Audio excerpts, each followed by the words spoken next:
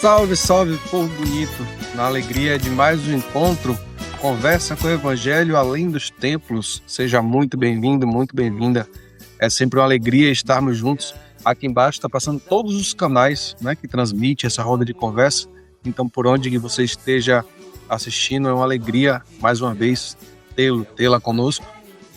Comente, compartilhe, curta, faça com que essa roda de conversa chegue a cada vez mais pessoas. Vamos esperançar de cada canto do planeta de mãos dadas, celebrando o Evangelho para além dos templos.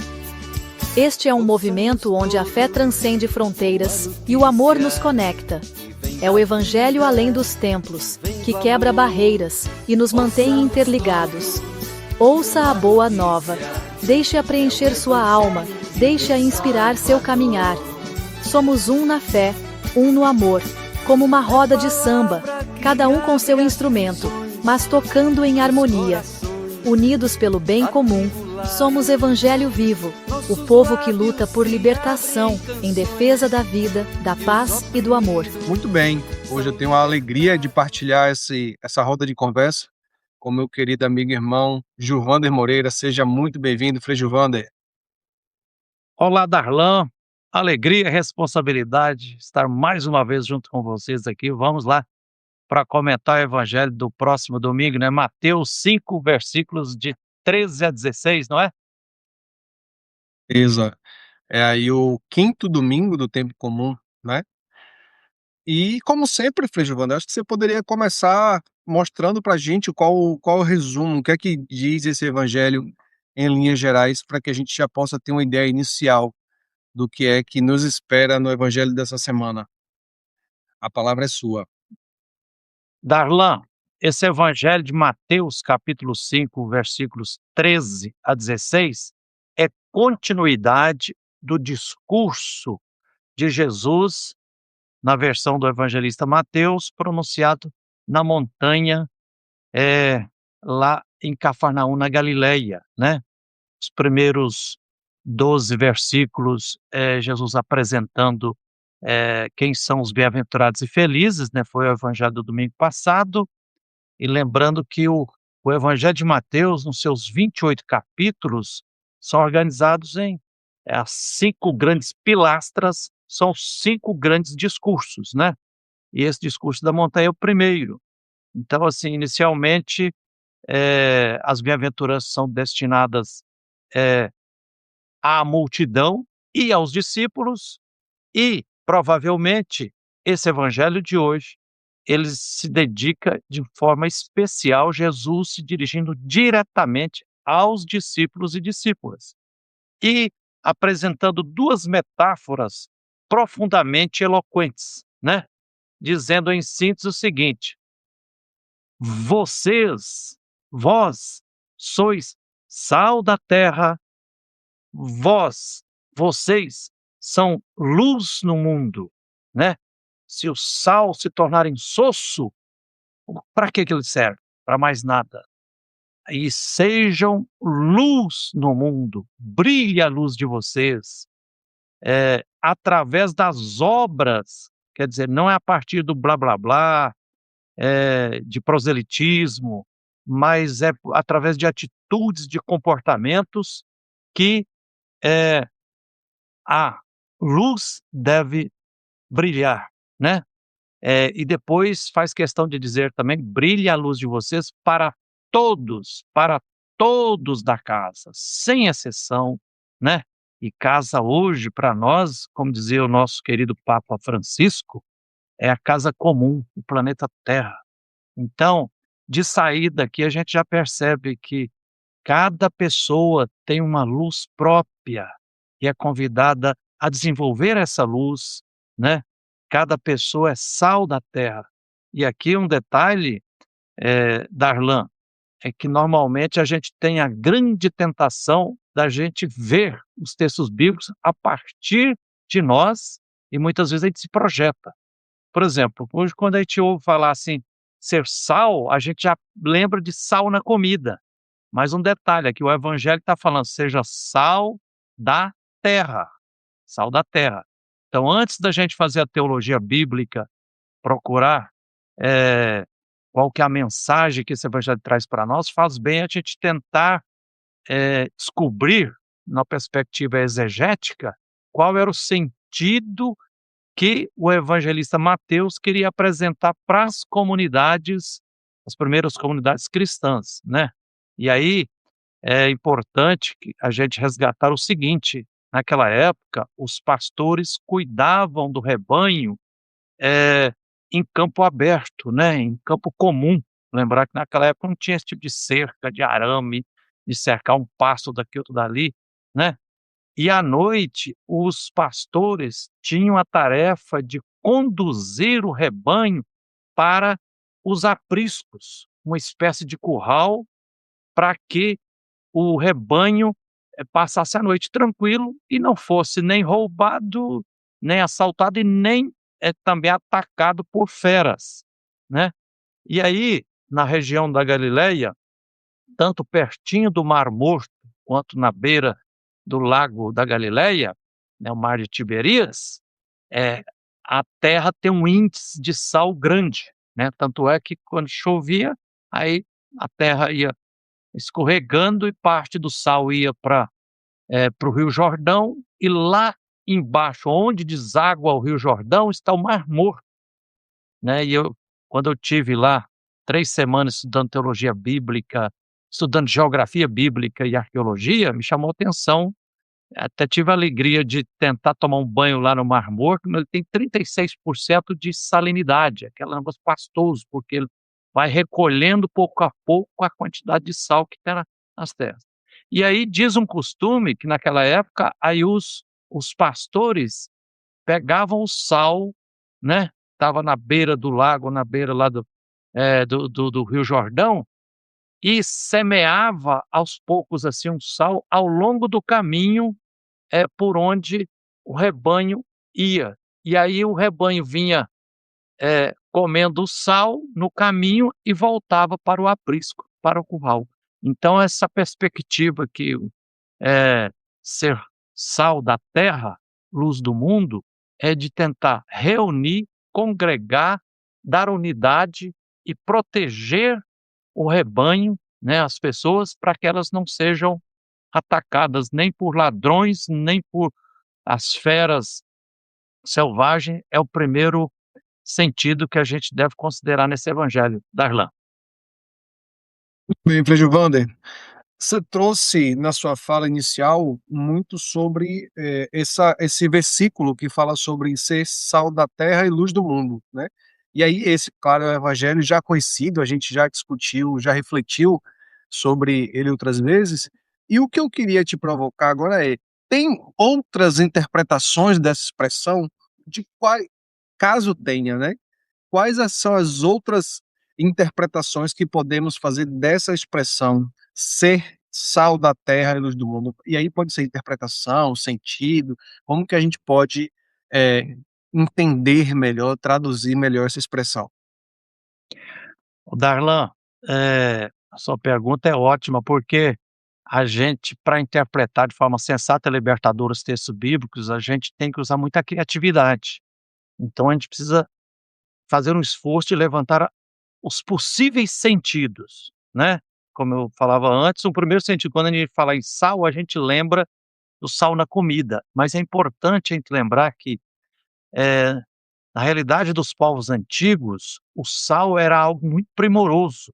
Um dos sentidos é que o sal era um uma coisa, uma mercadoria de troca e compra. Então você comprava e pagava em sal, né. O sal era muito, muito importante, né.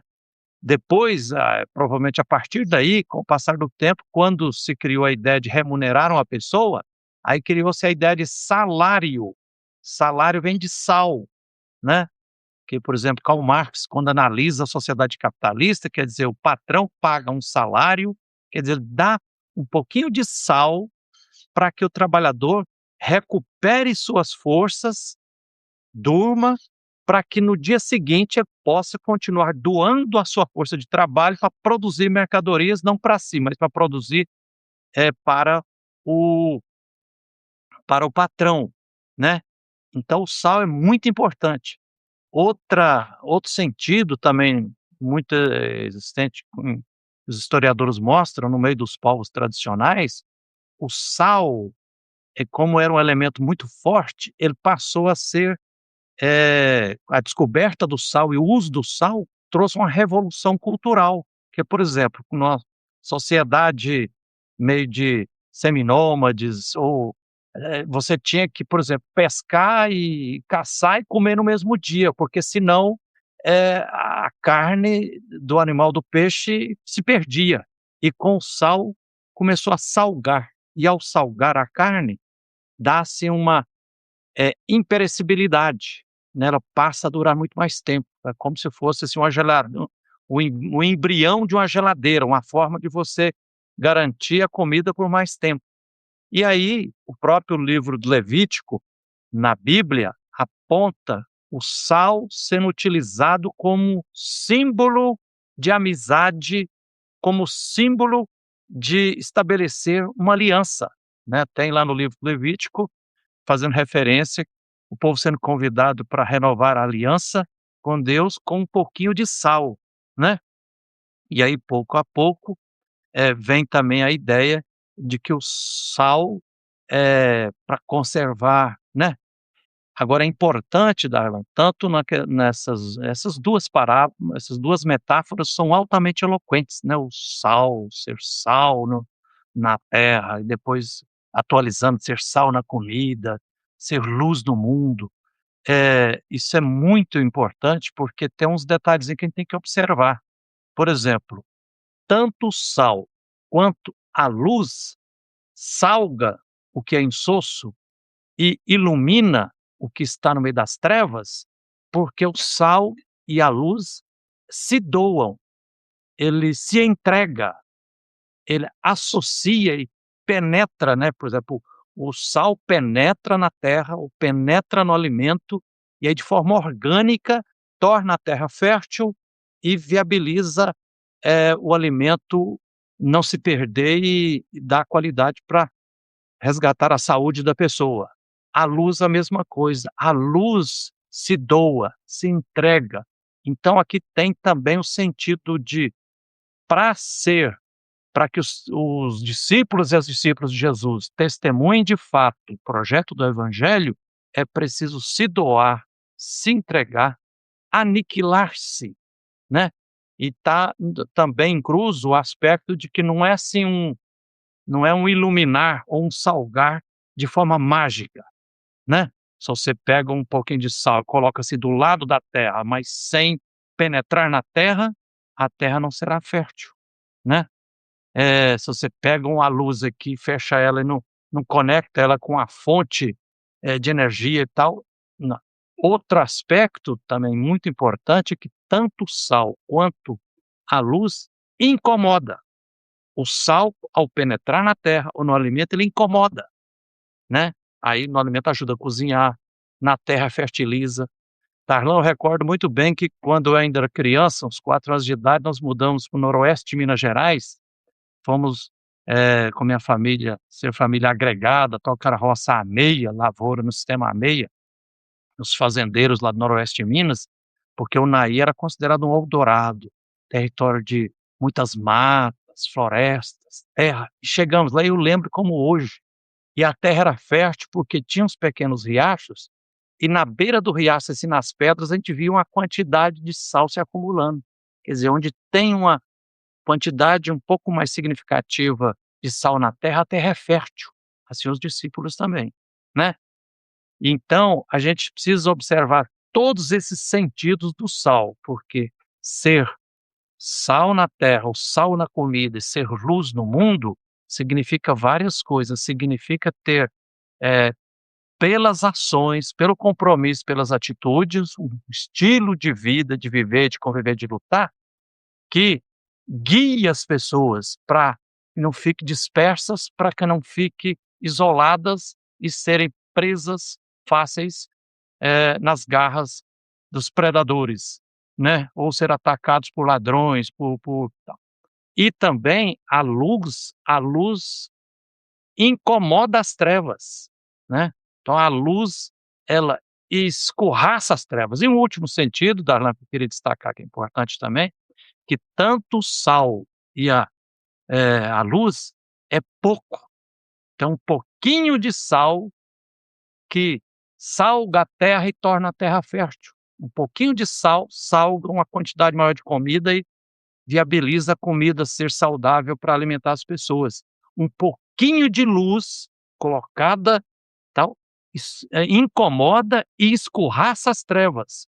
Então parece que Jesus está querendo ajudar a gente superar aquele, chamado complexo da pequenez, ou complexo da impotência, que muita gente diz assim: "Ah, mas a maioria das pessoas não pensam assim, não agem assim", né, muita gente está enrolado com corrupção, está se dispersa, está adoecida, né, mas aqui as comunidades do Evangelho de Mateus querem animar as pessoas para, mesmo na sua pequenez, se unir, se organizar, congregar grupinhos pequenos que possam, assim, salgar quem está insosso, né, quem está levando a vida assim, sem grande sentido, alienado, sendo massa de manobra, né, seguindo sem perceber a ideologia dominante, ou quem está, enrolado nas trevas da corrupção, do egoísmo, do consumismo, da idolatria do mercado, dos dogmatismos, né, dos preconceitos, dos tabus.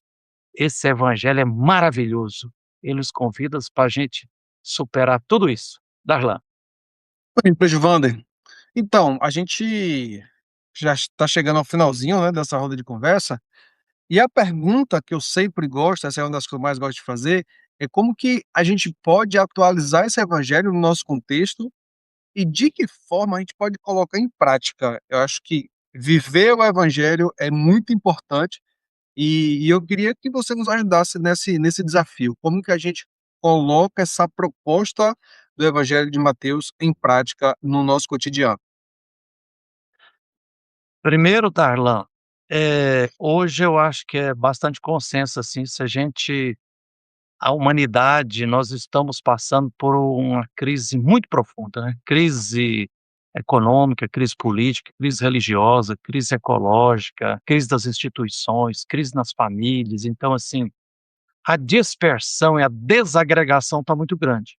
Então acho que esse evangelho, nós somos convidados a ser sal na terra e luz no mundo, nos convida para sermos pessoas que une, que congrega, que tenta construir a partir de pequenos grupos, de pequenas comunidades, né, eh, dar um testemunho que une as pessoas e para superar a montanha de preconceitos, de tabus, de fundamentalismo, de tudo aquilo que desagrega, né.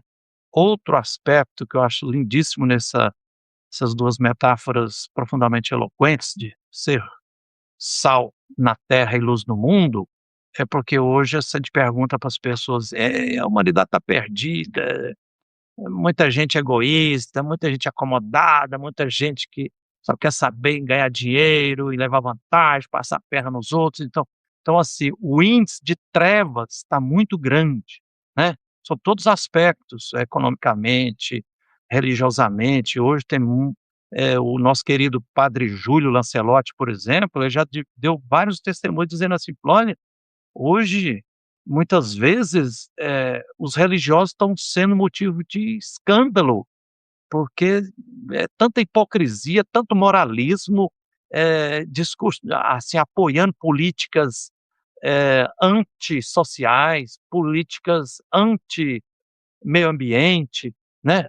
Então, a gente é convidado para contribuir para, no meio dessas trevas, né, da corrupção que existe, das opressões, das explorações, eh, de tudo aquilo que está reduzindo, está adoecendo as pessoas, né, o número de hoje de pessoas com depressão, com ansiedade. Estamos no meio de uma epidemia de câncer não declaradas, mais de 250.000 pessoas sendo mortas por ano de câncer, as vidas sendo amputadas. Então, no meio disso tudo aí, esse evangelho quer carinhosamente, através de Mateus, trazer para nós essa mensagem de Jesus. Olha, acredite na luz que você é no mundo, né? Brilhe, solte a sua luz, procure ser como o sol que brilha, que ilumina, né? E lembrar também que a luz tem um duplo sentido, Darlan. A luz tanto ilumina quanto aquece. Então, aquecer com afeto, com ternura, com empatia, com amorosidade, com solidariedade, né? E depois iluminar como? Iluminar com criatividade, valorizando a cultura popular na sua imensa diversidade, né? Iluminar com criticidade, capaz de curar cegueiras, que era o milagre que Jesus mais gostava de fazer, curar cegueira, ajudar as pessoas a verem de forma crítica e criativa. Então é um evangelho maravilhoso. E aí a gente pode aplicar nas vários aspectos, né? Por exemplo, na convivência entre as pessoas religiosas e as igrejas ou religiões, que tenha não apenas tolerância, mas respeito. Nós estamos num estado laico, né? Está assegurada a liberdade religiosa. Então não pode, assim, um grupo religioso querer se impor outros e pisar, discriminar, destruir o templo do outro, não. Quem vive na cidade não pode ter preconceito contra o povo camponês, né? A cultura camponesa é maravilhosa. Os povos indígenas e originários é que estão salvando a humanidade. Quanto mais territórios indígenas demarcados e territórios de quilombolas também demarcados, mais preservação ambiental teremos, mais condições de vida. Então, que é por aí, Darlan, que esse evangelho apresenta para nós um convite amoroso. Maravilha, Frei Gilvander. E assim a gente chega ao final dessa nossa roda de conversa, né? Agradecendo imensamente pela parceria, pela disponibilidade. E a você que nos acompanha, né? Reforçando o nosso muito obrigado. É sempre uma alegria estarmos juntos. Muito obrigado, Frei Gilvander. Beijo no coração a cada um e a cada uma. E a gente se encontra por aí nas caminhadas da vida. Até a próxima semana. Tchau, tchau. Abraço, Frei Gilvander. Tchau, tchau. Um abraço.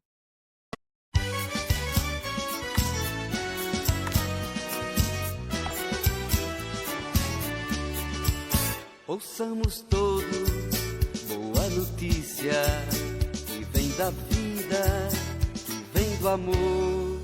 Ouçamos todos boa notícia, é o Evangelho de Deus Salvador. É palavra que abre as prisões e os corações atribulados.